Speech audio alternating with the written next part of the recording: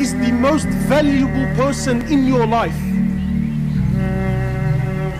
Irrespective of who he is, with all of his flaws and all of his mistakes, he is your father. And I don't know what else to say.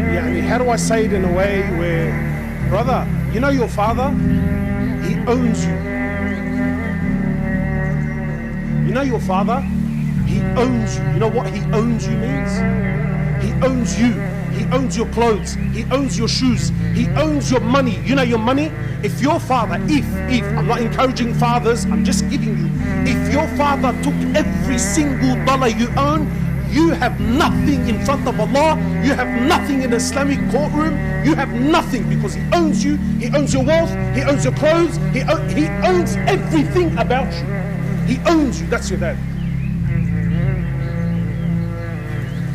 And don't ever think in your life that any man on this earth will ever love you and care for you and want goodness for you more than your father. Impossible. I'll challenge anyone. Wallah, the kaf, if your father slapped you with all his heart, the kaf from your father is more beloved, should be more beloved and dearer to you than 1,000 hugs from the boys on the street, from 1,000 hugs from your wife, from 1,000 hugs from your children, because that kaf that comes from your dad, you know exactly where it came from. Whereas those hugs on the streets, and those hugs that come from your wife, and those hugs that come from wallah, you don't know what price you're going to pay behind those hugs and those smiles.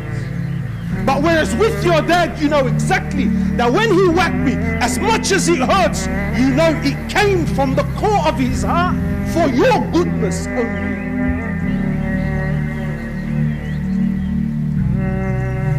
Our fathers are deeply flawed. No one is perfect. Sometimes your understanding of Deen is 10 times better than his. But he's your dad and he owns you. Wallah, the shoe that your father wears, the shoe that he wears, you should put it and wear it on your head like a crown. Not because of the value of the shoe, may Allah raise you all in ranks, but of the value of the one that wears it. It's your dad.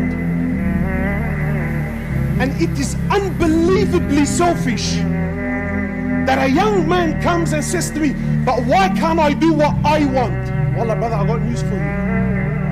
You, my brother, and you, my sister, you didn't fall from the sky. Someone bled and cried and broke their backs to watch you grow and become a young man. You're owed.